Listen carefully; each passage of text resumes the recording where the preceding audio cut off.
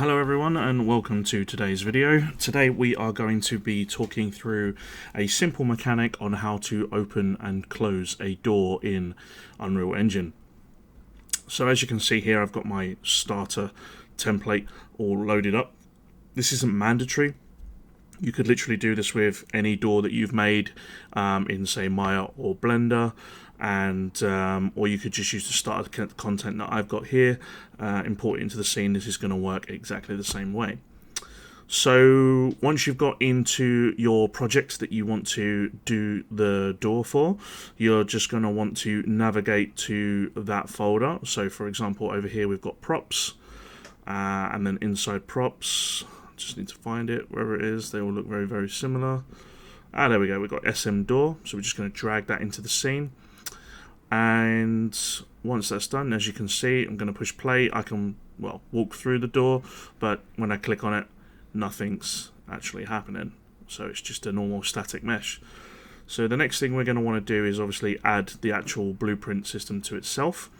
Now the most important step here first is you want to select your static mesh and change it to movable. Without changing it to movable, the door just won't move. Next, go ahead, create your blueprint, call it whatever you want to call it. I'm just going to call it my door. Go ahead and save that. Once the viewport is open, what we're going to do is we're just going to move the camera around so I can show you just a bit better what we're going to do. Then we're going to go ahead and we're going to click Add Component Box Collision. And we're just going to make sure that this box collision here is centered into the door so that when the character overlaps it, he can interact with the door.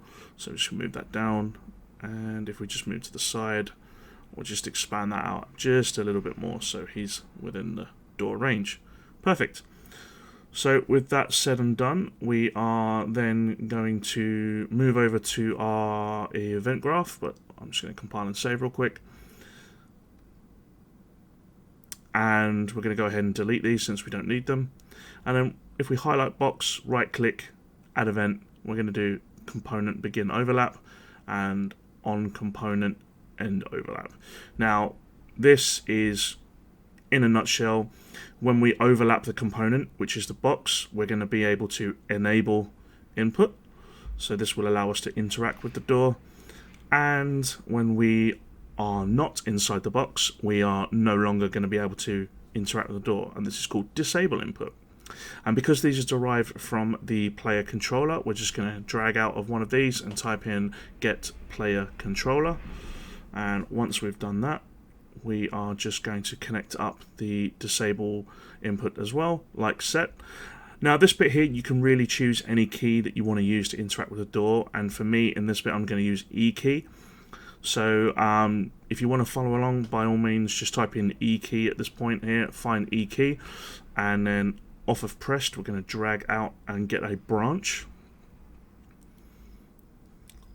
Okay, and the reason we're going to use a branch is because it has a true and false, and we also need to use the condition as well. So for true, we're going to drag out and we're going to type in add timeline, and I'll explain that one in a second. And we're just going to call this one open close. Again, not necessary to name this one, but obviously it just kind of helps you think of things. And with false, we're going to put that into reverse, as you can see. So true will open the door, false will close the door. Now go ahead and click the F+, which is a float track. Just call this whatever you want. Again, not important if you don't. And what you want to do on the white line is right click and basically just click add onto that, add curved key float.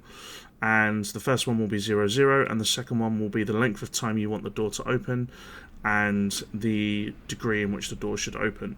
Now, if you're a little bit unsure of where you've put the pivot point on your door, if you're bringing in your own door, if you can see here in the corner of Unreal, it's right there in the corner. So if I drag open the door, you can see it starts at 0 and it goes to 90.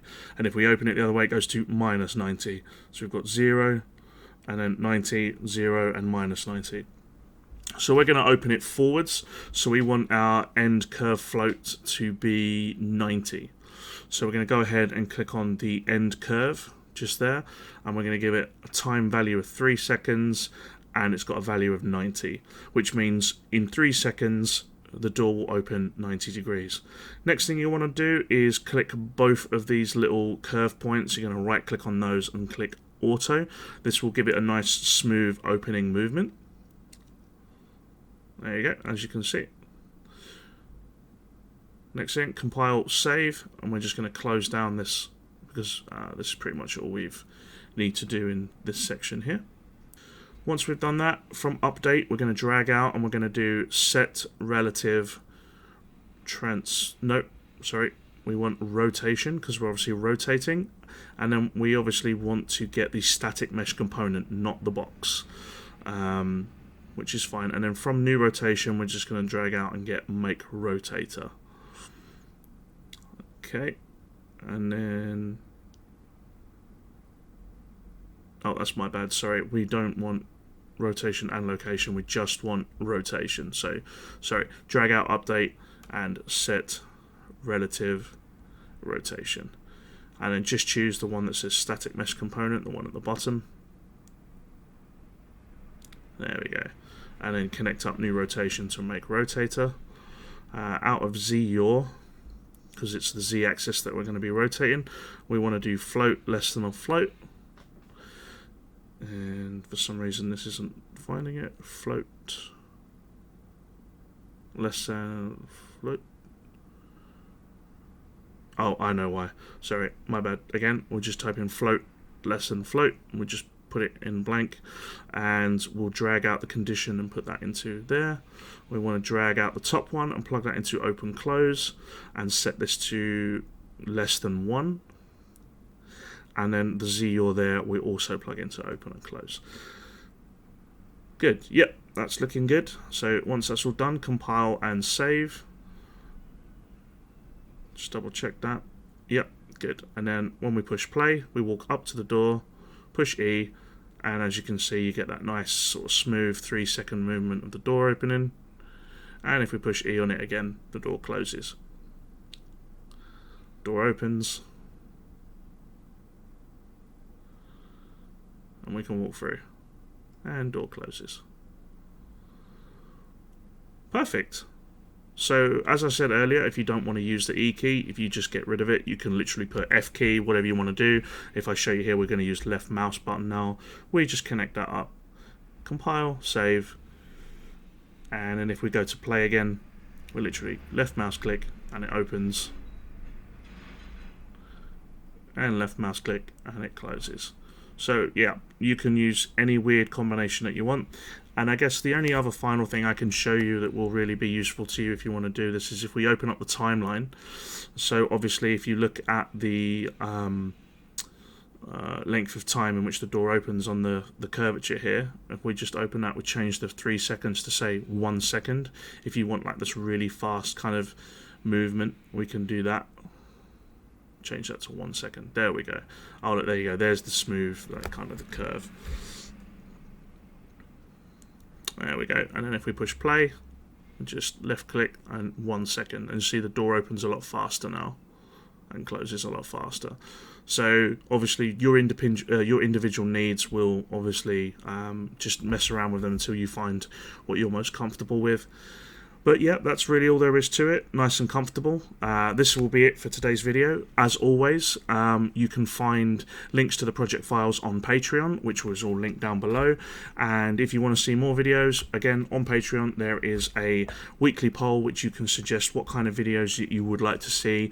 I cover everything from intermediate, advanced, and obviously this is part of the beginner series. So there's lots of different ones that we can sort of talk through.